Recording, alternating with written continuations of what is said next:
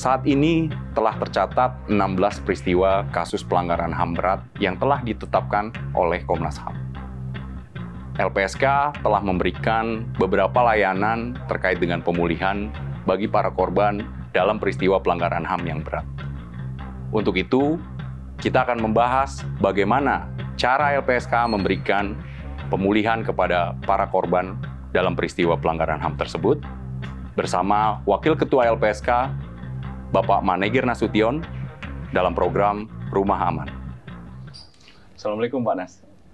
Waalaikumsalam. Apa kabar Pak? Masih Rizky ya? Masih Pak. Selamat datang di Rumah Aman Pak. Terima kasih. Ini sebetulnya ada beberapa pertanyaan sih yang ingin saya tanyakan terkait dengan salah satunya tupoksi LPSK juga dalam penanganan dugaan tindak pidana peristiwa pelanggaran HAM berat masa lalu Pak. Ya seperti kita tahu bahwa Presiden kan telah membentuk ya tim penyelesaian non-yudisial terkait dengan pelanggaran HAM masa lalu. Salah satu alasan pembuatan kebijakan tersebut adalah penyelesaian pelanggaran HAM masa lalu yang belum terselesaikan secara tuntas hingga menimbulkan ketidakpastian hukum. Mungkin sedikit Pak yang mungkin akan ada banyak pertanyaan juga bagi masyarakat umum khususnya karena ada pertanyaan-pertanyaan dan bagi korban juga.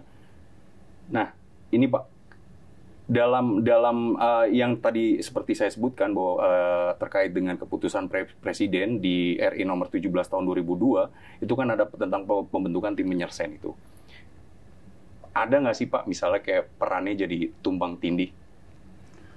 Iya, kalau secara teori penyelesaian pelanggaran HAM berat itu kan dua mekanismenya. Oke Pak. Ada yudisial, melalui proses biasanya Komnas HAM kemudian membuktikan dulu bahwa ada pelanggaran HAM dengan Undang-Undang 39, kemudian naik ke 26, lalu dibentuk tim ad hoc kemudian bekerja, diplenokan, kemudian diserahkan hasilnya ke Kejaksaan Agung sebagai penyidik negara, namanya yudisial. Nah, yang kedua ada non-yudisial. Non-yudisial itu penyelesaian di luar proses hukum. Tetapi kalau kita misalnya melihat non-yudisial di dunia internasional, itu kan selalu didahului dengan pengungkapan kebenaran. Iya, betul.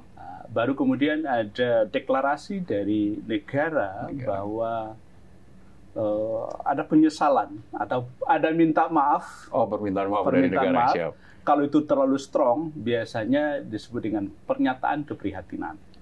Nelson Mandela misalnya mengambil sikap minta maaf. Dia korban tapi menjadi presiden, kemudian dia menyampaikan. Lalu yang ketiga itu ada yang disebut dengan kompensasi dari negara. Jadi pemberian ganti kerugian kepada negara. Negara kepada para korban. Nah, ini dua mekanisme yang tersedia. Nah, khusus di Indonesia sebetulnya mekanisme yudisialnya kan jalan.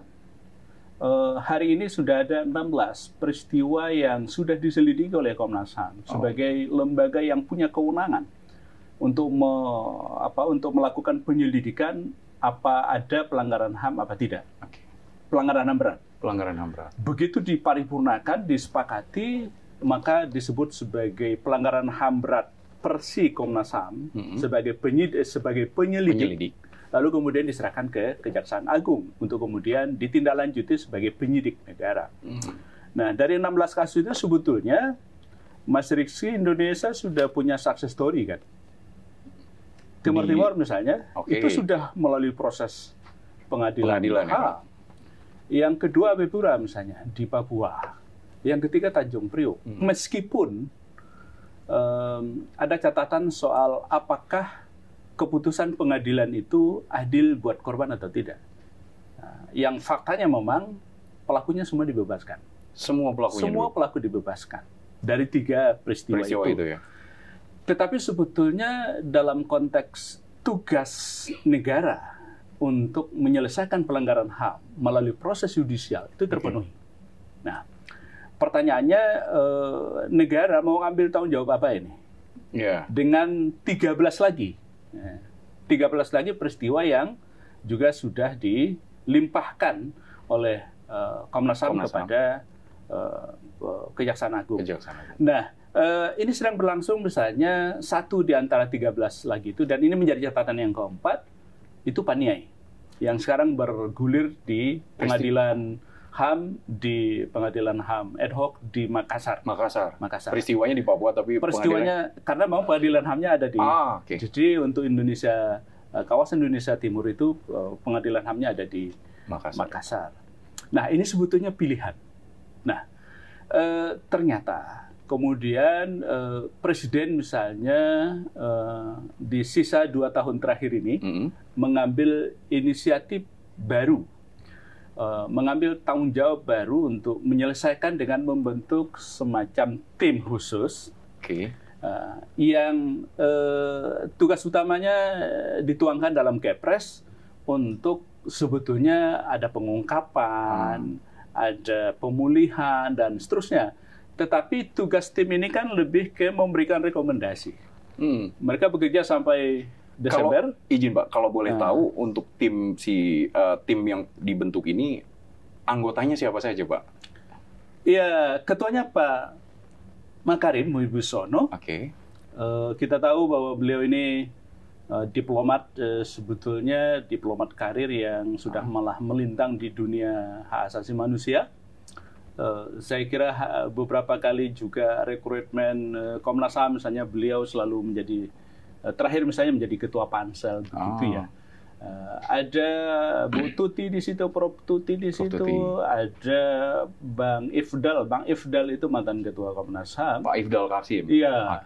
Ada Suparman Marzuki di situ, mantan ketua KAI yang juga mantan direktur Pushamnya UII Yogyakarta. Ada Asad Ali di situ, ada Rektor Uncen Cendrawasih, lumayan banyak ya Pak ya. Ada Rektor UIN Surabaya. Sunan Ampel. Ada dari teman-teman, ada salah satu profesor juga dari Undip, Prof Rahayu. Ada juga seorang birokrat dan mantan menteri, misalnya kayak Mustafa Abu Bakar, mantan gubernur Aceh gitu. Ini kira-kira tim yang dieskakan oleh Presiden yang bekerja sampai Desember. Siapa? Tapi tugas mereka kemarin kita bertemu itu memang lebih ke memberikan rekomendasi kepada Presiden sebagai kepala negara maupun kepala pemerintahan apa yang harus dilakukan dalam konteks penyelesaian hak asasi manusia yang berat itu. Jadi dibentuknya tim ini hasilnya adalah sebuah rekomendasi yang disampaikan kepada Presiden selaku kepala pemerintahan kita ya Pak. Mungkin sedikit Pak. Tadi kan disampaikan yang jumlahnya juga memang relatif banyak ya untuk tim PPHAM ini Pak. Tadi Pak Nas sampaikan juga ada penyelesaian secara non-yudisial. Itu contohnya gimana Pak?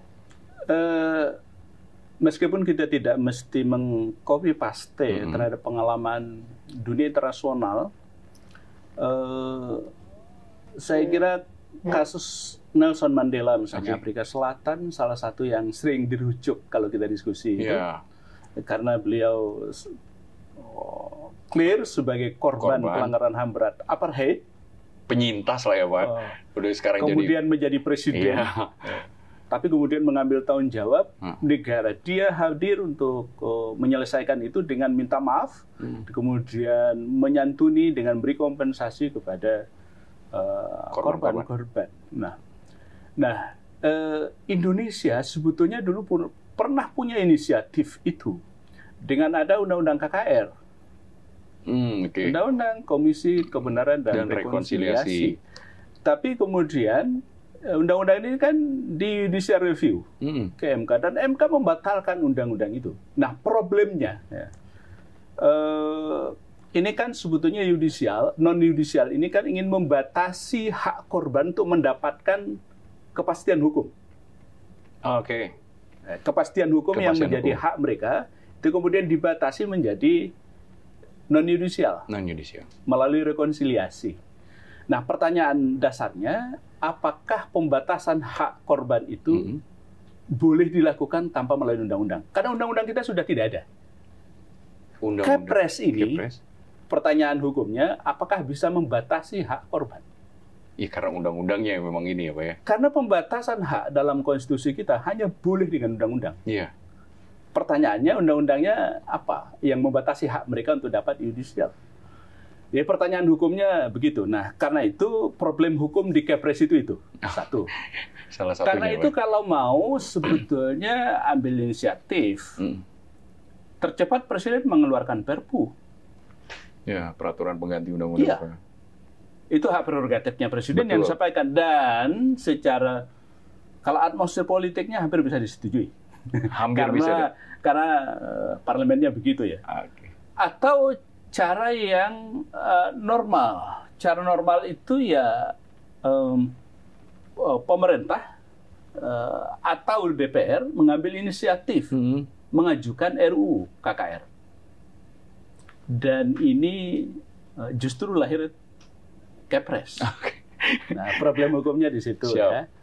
Nah, karena itu sebetulnya kalau mau menyelesaikan hukumnya di situ. Nah, yang kedua, sebetulnya kalau melihat pemulihan, sebetulnya yang paling dekat dengan itu adalah LPSK. Iya. Karena hampir semua yang tugas-tugas itu kemudian justru menjadi tugasnya LPSK. Dan LPSK sudah melakukan itu. Apa saja Pak terkait dengan rekomendasi pemulihan itu Pak? Misalnya ya, kalau rekomendasinya negara harus hadir memberikan hak-hak korban pelanggaran HAM berat. Oke. LPSK sejak tahun 2012 itu sudah hadir. Dari 2012. 2012. Dan kalau kita lihat data per 2020 misalnya, Iya. itu kan hampir, kalau kita lihat ya, 4.034 korban. Banyak sekali 4.000. Pak. Meskipun kalau dari semua korban yang dari 16 peristiwa Yeah. itu, kan ada yang prediksi jutaan ya. Siap. Tetapi kan kenapa kemudian cuma itu yang dilayani oleh LPSK? Itu karena memang dalam undang-undang rezim undang-undang perlindungan saksi korban kita ya, itu kan prinsip perlindungan itu kan kesukarelaan. Iya, betul. Voluntary. Betul. Betul, ada kerjasama kita dengan Komnas HAM, kesepakatan, Betul. terobosan hukumnya, misalnya untuk menetapkan korban siapa. Karena nggak ada pengadilan. Melalui penetapan dari Komnas HAM itu Komnas berarti, Pak? HAM itu kesepakatan. Menetapkan, oke. Nah, berdasarkan penetapan itu, apakah kemudian orang yang sudah mendapat keterangan sebagai korban itu mengajukan nggak ke LPSK apa tidak? Oh, jadi itu salah satu persyaratan dasar ya Pak? Kalau dia tidak mengajukan, LPSK kan Oke. nggak bisa ujuk-ujuk melindungi orang, nggak mengajukan permohonan. Betul. Itu yang kemudian menjadi penjelas kenapa angka, bisa jadi ya, angka yang keluar dari Komnas HAM dengan surat keterangan Iya. itu bisa jadi sama atau berbeda dengan yang dilindungi oleh LPSK. Oke Pak, Ya. tadi Pak Anas sampaikan bahwa ada ini kan secara sukarela atau voluntary Ya. yang mengajukan permohonan ke LPSK. Sementara yang ya kita sama-sama tahu Pak bahwa korbannya itu kan bukan hanya tadi yang disampaikan Ya. oleh Pak Anas ada sekitar 4.000 sekian itu. Apa sih Pak yang jadi dasar misalnya para korban yang kemudian ingin mengajukan permohonan ke LPSK?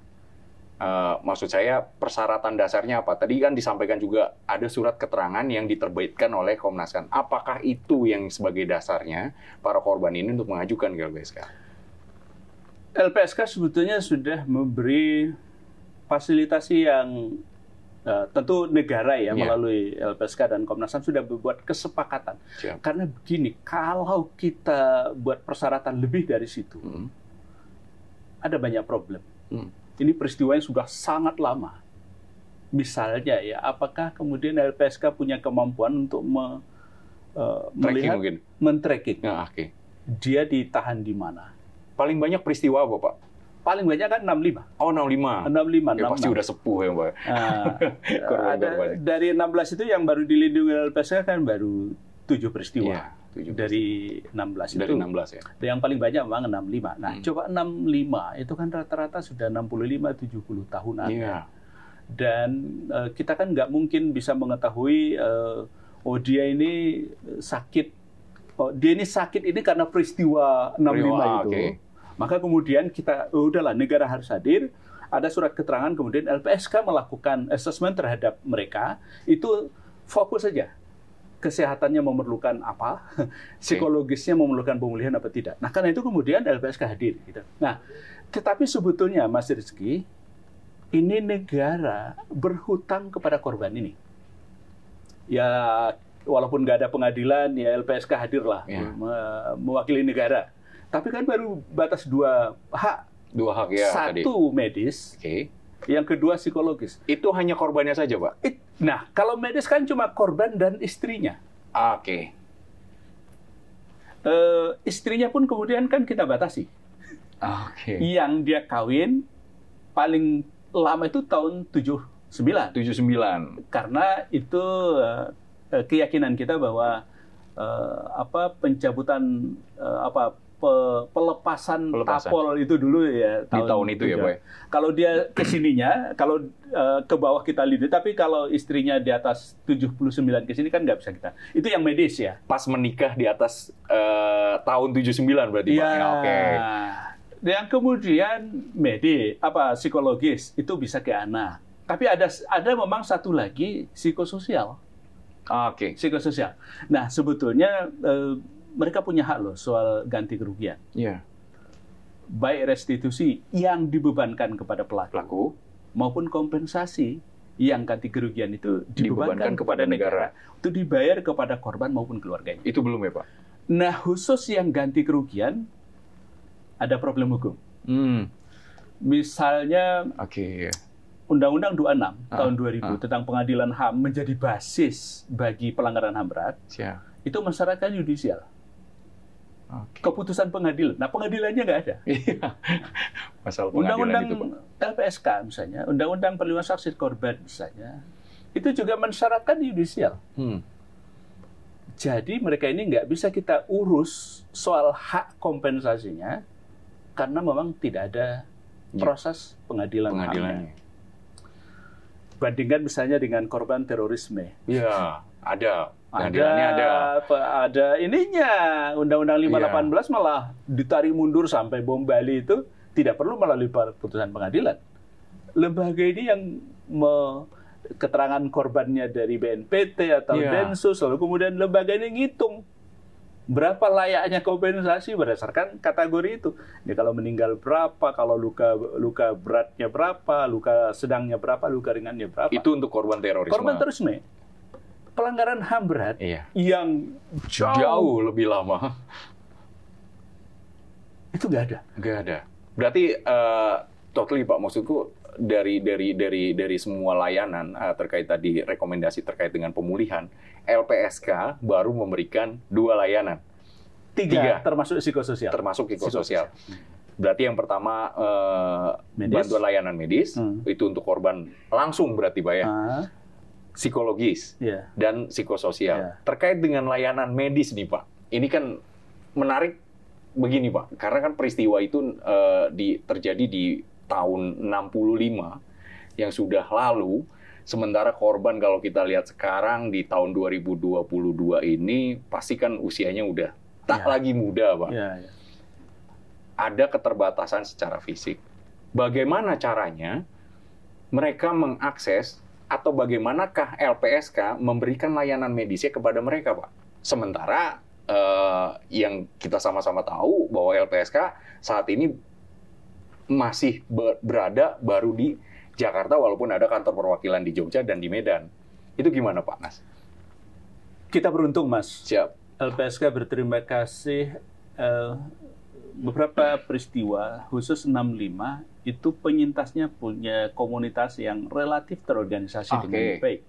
Di hampir semua wilayah itu punya paguyuban yang agak intens bertemu, kemudian LPSK punya koordinasi yang relatif juga baik dengan mereka. Mereka ini kemudian sangat membantu kita. Kita berterima kasih.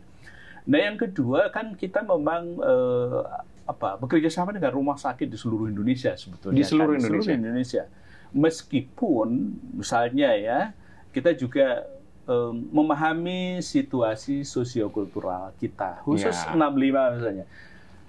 Karakter pelanggaran HAM berat dari 16 itu sebetulnya punya karakter yang beda-beda. 65 misalnya, Jangan salah, ada problem juga soal stigma. Oke. Stigma. Kalau boleh tanda kutip, cap gitu ya Pak ya? Cap. Ini juga problem. Nah, stigma ini dalam banyak hal mempengaruhi keterpenuhan layanan. Ada banyak diskriminasi juga. Misalnya, di beberapa tempat, saya nggak nyebut tempatnya, itu rumah sakitnya tidak mau melayani mereka karena stigma ini. Ada beberapa, Ada. Oke. Ada dokter yang nggak mau layani karena stigma ini. Oke. Nah, karena itu ini problem yang harus diselesaikan. Tetapi juga ada praktek diskriminatif, misalnya ya, masih ada. Masih sampai sekarang, Masih, Pak? Misalnya Pemda ngasih bantuan ini ke orang yang non korban 65 misalnya. 65 itu tidak masuk dalam skema bantuan misalnya. Karena stigma tadi itu ada. Dulu ya Alhamdulillah sekarang sudah berubah. Dulu itu kan ada kode juga diskriminasi di KTP misalnya. Sekarang kan sudah tidak. Nah karena itu sebetulnya yang dibutuhkan oleh mereka sekarang, ini kan usianya sudah sangat. Apalagi survei kita kan sebetulnya betul. Medis kan sangat dibutuhkan oleh mereka. Nah karena itu dulu kan lembaga ini pernah buat keputusan. Sebetulnya kita mau ngasih tanpa batas pengobatan itu. Tapi kan kemudian ada keterbatasan anggaran, dibuatlah mekanisme baru untuk mengontrol supaya anggaran kita memadai dan pelayanan juga bisa dipenuhi. Misalnya dulu 2 tahun, kemudian sekarang dievaluasi per 6 bulan. Pembatasan tanpa mengurangi layanan gitu. Nah, tetapi kan kemudian lembaga ini juga buat keputusan baru. Misalnya sebetulnya kita ingin melayani selamanya, selama butuh ya. Tetapi itu kan kita mau ada evaluasi per 6 bulan. Apakah yang bersangkutan masih membutuhkan atau tidak berdasarkan rekomendasi dokter yang bersangkutan, atau kalau dia pemulihan psikologis dari psikolog yang bersangkutan. Tapi prinsipnya sebetulnya apalagi usia mereka sudah sangat tua, yang dibutuhkan itu sebetulnya lebih ke pengobatan. Tapi apakah memang layanan itu digunakan oleh mereka, Pak? Rata-rata misalnya dari korban yang dalam penanganannya LPSK mendapatkan bantuan layanan medis misalnya? 3 tahun saya kurang lebih menangani terlindung LPSK khusus pelanggaran HAM berat itu. Yang mbah-mbah ini ya Pak? Mereka ini punya kebanggaan loh terhadap surat keterangannya Komnas HAM yang ada logo Garuda sebagai korban. Itu mereka laminatik, kan? Mereka laminatik? Iya. Kemudian lembaga ini bikin buku hijau ya. Buku hijau? Buku hijau itu. Itu mereka simpan baik-baik itu. Karena ada logo Garudanya. Gitu. Jadi pengakuan begitu itu mereka sangat membahagiakan ya. Bahkan ada tuh 1-2 yang ngomong, kalaupun dia berwasiat, kalau meninggal dunia pun itu mohon dikuburkan bersama dia. Gitu. Ini kan sebetulnya mereka membutuhkan pengakuan si surat dan si buku itu. Buku hijau ini. Padahal kalau kita lihat itu kecil ya Pak ya? Kecil. Tapi ada logo Garuda. Jadi mereka sebetulnya membutuhkan pengakuan. Yang kedua sebetulnya, LPSK kan mencoba mengcover kebutuhan-kebutuhan medis ini. Pokoknya dengan semua skema lah ya. Kalau secara mandiri kita berikan, kalau sudah tidak bisa kita alihkan ke BPJS. Itu kelas 1. Kelas 1? Kelas 1. Yang mereka kita daftarkan sebagai peserta, kemudian preminya kita yang bayar. Akhirnya untuk tadi yang Pak Anas sampaikan ada pembatasan ya, dalam tanda kutip pembatasan karena keterbatasan anggaran, akhirnya dilimpahkan ke BPJS yang notabene-nya juga anggaran dari negara. Tapi kelasnya kelas 1 kali kelas 1. Dan yang bayar preminya kan kita. Gitu. Luar biasa. Ini tadi kan terkait dengan medis, Pak. Ada pertanyaan selanjutnya terkait dengan psikologis. Nah, psikologis ini mungkin untuk peristiwa yang korban secara langsung itu memang berpengaruh ya, mempengaruhi besar, Pak. Tapi tadi Pak Nas sampaikan bahwa layanan psikologis itu lebih banyak diberikan kepada keluarga korban yang tidak menjadi korban secara langsung. Apakah memang ada imbas atau efek dari peristiwa ini, Pak, ke keluarga korban? Secara psikologis, karena tadi karakter, terutama 65 misalnya, kan ada stigma. Oh iya, masalah stigma itu. Jadi, pemulihan psikologis itu tentu harus kita terjemahkan dalam konteks yang luas. Jadi misalnya ada orang mengalami langsung sehingga mengalami traumatik begitu, tetapi ada orang yang tidak mengalami langsung, tapi dia mengalami stigma yang berkepanjangan. Dulu ya alhamdulillah ya, anak kan dulu mau masuk ini ditanya ini anak siapa. Sampai segitu Pak stigmanya? Kan begitu. Jadi pegawai negeri itu kan harus ada keterangan bapak ibunya seperti apa. Sementara KTP bapak ibunya ada tandanya tanda waktu itu. Nah, ini kan juga upaya-upaya yang harus dilakukan. Karena anak-anak mereka, apalagi yang tidak hidup pada masa itu, mereka ini nggak tahu problem kan? Nggak tahu persoalan. Tapi kemudian mereka harus menanggung warisan sejarah masa lalu itu yang mereka nggak tahu gitu. Nah, karena itu ini saya kira ya, salah satu hak psikososial yang juga dilakukan oleh LPSK itu ingin memulihkan. Terkait pemulihan nama baik nama baik. Bahkan juga ada yang mereka dulu kan diberhentikan jadi pegawai negeri, diberhentikan jadi TNI Polri tanpa melalui proses hukum ya. Nah, psikososialnya ini kan sebenarnya yang kita urus juga. Bagaimana kalau kemudian nanti pensiunnya ada Pak yang yang maksudnya korban yang dulu begitu ASN misalnya pegawai negeri dia anggota TNI. Itu hak psikososial yang juga diperjuangkan oleh LPSK. Ada layanan psikososial lain Pak? Misalnya bantuan untuk secara kalau misalnya mereka mendapatkan stigma yang kita tahu pasti namanya cap itu kan akan mempengaruhi perekonomian, Pak. Ada nggak LPSK memberikan layanan psikososial dalam bentuk misalnya kayak bantuan modal usaha atau yang lain untuk menunjang ekonominya? Iya, lembaga ini terakhir karena 2 tahun terakhir ini kan psikososial kemudian menjadi salah satu program unggulan kita ya. Nah, karena itu kita kemudian melakukan memperluas jejaring psikososial kita. Kalau di undang-undang itu kan psikososial itu dapat bekerja sama dengan kementerian lembaga terkait. Maka kemudian kementerian lembaga terkait tetap menjadi orang yang atau lembaga yang kita ajak untuk bersama-sama memberikan, tetapi juga kemudian kita luaskan dengan filantropi. Di sini sudah ada kerjasama misalnya kalau dengan Basnas, Dompet Duafa, Lazis Muhammadiyah, kemudian KWI, ada lagi dengan beberapa lembaga misalnya swadaya masyarakat yang punya konsen. Nah, karena itu sebetulnya psikososial itu juga bukan hanya ngasih uang bantuan begitu, tetapi juga kita mulai dengan identifikasi, kita asesmen kebutuhannya apa. Jadi misalnya kalau dia kebutuhannya modal, tapi kemudian kan kita periksa di hulunya, dia punya keterampilan nggak untuk mengelola itu, maka kita buat capacity building kan. Betul. Ada kemarin kan ada pelatihan bagi korban itu, misalnya yang punya bakat untuk servis AC, ada pelatihan servis AC, punya bakat untuk barbershop, untuk urban farming, mengelola tanah sempit di kemudian ya termasuk juga ada yang muncul salon mungkin salon kecantikan gitu ya. Jadi ini sebetulnya kita kemudian ada yang bertanya, loh pesertanya kok muda-muda? Nah, yang pelatihan ini itu rata-rata keluarga atau anaknya. Kalau yang muda-muda itu. Nah, kenapa anak-anaknya kita latih? Karena dalam banyak kasus terlindung kita itu sangat tergantung kepada anaknya. Ya karena memang kondisi usia kondisi dan fisik, terusnya gitu ya. Jadi tergantung kepada anaknya. Maka anaknya yang kemudian kita berdayakan.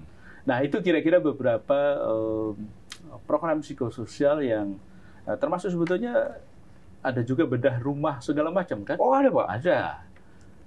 Kita kerjasama dengan Basnas kemarin misalnya, kita ke salah satu korban-korban pelanggaran HAM berat itu. Yang memang hunian yang nggak layak gitu ya Pak ya. Ini menarik lagi Pak. Kita tarik sebentar ke belakang terkait dengan layanan medis yang tadi Pak Nas sampaikan terkait dengan pembatasan-pembatasan karena ada evaluasi atau ya boleh dibilang kayak problematika sendiri lah terkait dengan pembatasan itu. Apa sih Pak kendalanya kalau misalnya memang ada pembatasan itu? Apakah ada kendala di anggaran kah atau bagaimana Pak? LPSK sebetulnya bukan cengeng juga ya, tapi memang soal anggaran kita dibanding dengan kebutuhan. Ya. Karena kesehatan itu kan nggak murah, Pak. Nggak murah dan dinamis kan. Iya. Mereka makin tua, makin pasti ya tidak sederhana soal itu. Nah, karena itu memang anggaran kita akui, kita harus mengatakan bahwa negara memang belum cukup memadai untuk menyiapkan anggaran bagi korban. Nah, karena itu LPSK kan kemudian mau kerjasama ini dengan pemerintah daerah macam-macam supaya dibantu. Tetapi kan ada problem. Apa Pak problemnya Pak? Problemnya ini soal ya manajemen politik anggaran lah. Misalnya begini, Mas kami mau bantu ini pemerintah daerah, tapi kami nggak mau menjadi problem di belakang hari karena nggak ada nih akunnya. Diperiksa lagi di APBN, nggak ada akun soal biaya korban. Yang ada itu biaya orang miskin. Menteri Sosial misalnya, itu menyediakan sekian banyak skema, tapi itu orang miskin. Di APBN-nya, APBD-nya berarti ya Pak? APBN-nya orang miskin, di APBD-nya orang miskin. Pertanyaannya, apakah korban ini kemudian bisa kita kategorikan seorang miskin? Enggak. Mereka itu korban. Negara lalai, abai, bahkan pernah turut serta sehingga peristiwa itu terjadi dan ada korban.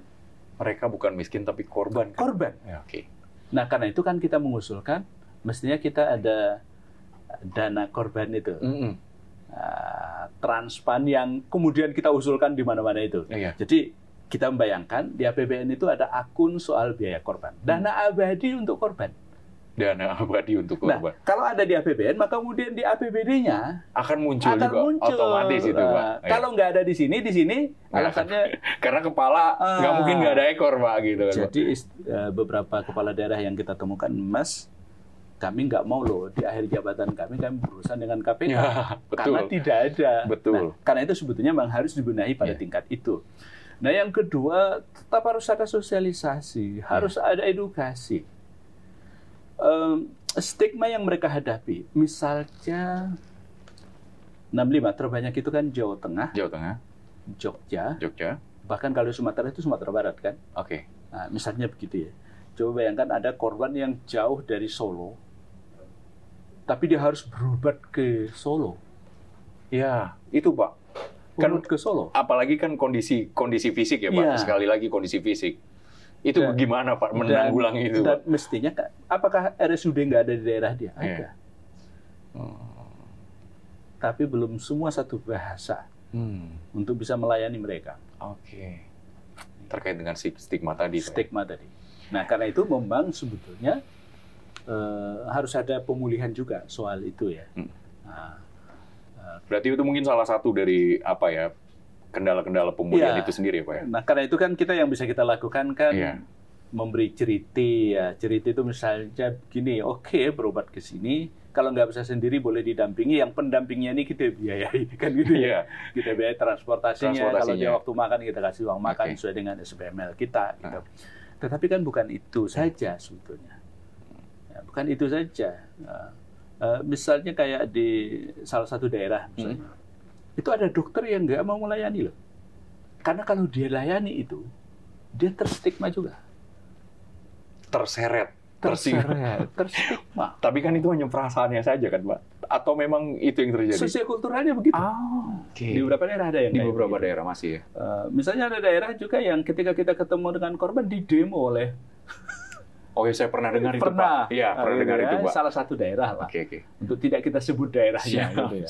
Itu kan pernah begitu gitu loh. Itu kendala pemulihan sih Pak. Pemulihan. Padahal sebetulnya ini kalau tujuannya non yudisial kan persyaratan utama yang harus mau dikejar itu kan soal rekonsiliasi. Betul. Rekonsiliasi. Atau bahasa masyarakat umumnya mau islah ini, rekonsiliasi. Nah, tapi kan persyaratan untuk sampai ke islah atau rekonsiliasi itu kan memerlukan kesadaran publik, kesetaraan di publik, mau dialog, mau diskusi, gitu. Kan persyaratannya itu. Iya. Gitu. Menarik sekali ya, Pak. Ini sebenarnya pertanyaan terakhir, Pak. Iya. Pertanyaan terakhir untuk Pak Nas, karena kan terkait dengan tugas pokok fungsinya LPSK sendiri yang telah banyak memberikan layanan, pasti kan sudah juga bertemu secara langsung kan dengan para korban ini, Pak. Sebetulnya, Pak, pertanyaan ini harapan terbesar mereka tuh apa, Pak, sejauh ini, Pak? Iya, ini penting. Ya. Karena sebetulnya yang paling utama dan terutama kita dengar itu suara korban itu mereka maunya apa. Iya. Karena itu lembaga ini kan pernah melakukan survei. Betul, Pak. Survei, meskipun kita menyadari survei ini harus diperbaiki, belum sempurna. Pertama, respondennya itu belum semua pada peristiwa korban tidak pidana itu, yang paling banyak 65 gitu ya. Nah, karena itu kita menyadari sebetulnya perlu ada penelitian lebih lanjut. Tetapi informasi ini menjadi informasi awal. Sebetulnya yang paling banyak dibutuhkan oleh para korban itu kan yang 80% sekian itu kan kompensasi. Oke. Kompensasi. Kompensasi itu artinya negara hadir memberikan ganti kerugian kepada mereka atas apa yang mereka alami sebagai korban. Oke. Yang paling banyak itu. Sebetulnya yang mereka butuhkan itu tentu pemulihan ya, jangan ada lagi stigma, jangan ada diskriminatif ya. Stigma yang paling penting Pak itu mesti tetapi juga memang medis karena mereka rata-rata sudah tua. Sudah tua. Nah, karena itu layaknya sekali lagi negara punya politik anggaran yang berpihak kepada korban dengan membuat akun itu. Jangan nanti APBN tidak memadai, kita ngomong sama pemerintah daerah, APBD pun tidak ada cantolannya. Jadi korban kita justru tidak ada yang negara tidak hadir. Iya. Tidak hadir. Sudah mereka jadi korban lagi. Ya, reviktimisasi. Ini yang kemudian menjadi catatan penting. Nah, yang kedua, karena LPSK berada di hilir kan, kita kan tidak menetapkan siapa korban. Betul. Nah, itu kewenangan lembaga lain. Betul. Tapi kita memerlukan itu untuk pintu masuk layanan. Kalau tidak ada itu, sulit ya mungkin Boy, atau LPSK kan tidak punya kewenangan ujuk-ujuk ya. Nggak bisa langsung memberikan ujuk-ujuk memberikan layanan. Nah, karena itu sekali lagi kerjasama kita dengan lembaga negara lain yang terkait dengan tupoksi. Sebetulnya tupoksi kita memberi layanan, tetapi supaya masuk ke layanan itu memerlukan prasyarat yang juga memerlukan keterlibatan dari lembaga-lembaga negara yang lain. Gitu. Saya kira koordinasi ini menjadi penting agar hak korban terpenuhi. Nah, yang terakhir soal ini ada tim. Kemarin LPSK kan diundang bertemu. Ya tentu kita memberi informasi seputar atau sepanjang itu berkaitan dengan orang yang sudah terlindung di kita. Sebatas itu memang yang bisa kita bantu. Dan kita akan sudah ada komitmen memang untuk membangun komunikasi bahwa ada sekian orang yang sudah dilindungi oleh negara. Tapi kemudian nanti soal pertanyaan 4.000 sekian ini kan belum tentu menggambarkan jumlah korban yang sesungguhnya. Tetapi bahwa ini sudah ada di LPSK ya ini gitu. Dan kita sampaikan, jadi kalau ada orang mengatakan negara abai terhadap korban pelanggaran HAM masa lalu, negara hadir kok melalui LPSK. Ada. Tanpa melalui pengadilan kita hadir. Gitu. 4.000 ada layanannya. Ada medisnya, ada psikologisnya, ada psikososialnya. Bahwa kompensasi belum, ada problem hukum yang harus diselesaikan. Dan problem hukum itu sekali lagi menjadi kewenangan pembuat hukum. Presiden sebagai kepala eksekutif, termasuk juga kepala pemerintahan, dan DPR sebagai legislatif yang punya kewenangan inisiatif untuk menyusun. Nah, kita persilakan untuk menyelesaikan itu. Kalau itu sudah seperti seperti terorisme, LPSK bisa memberikan itu. tanpa penetapan pengadilan ya Pak. Iya. Oke Pak Nas, terima kasih banyak atas waktunya Pak Nas. Sama-sama.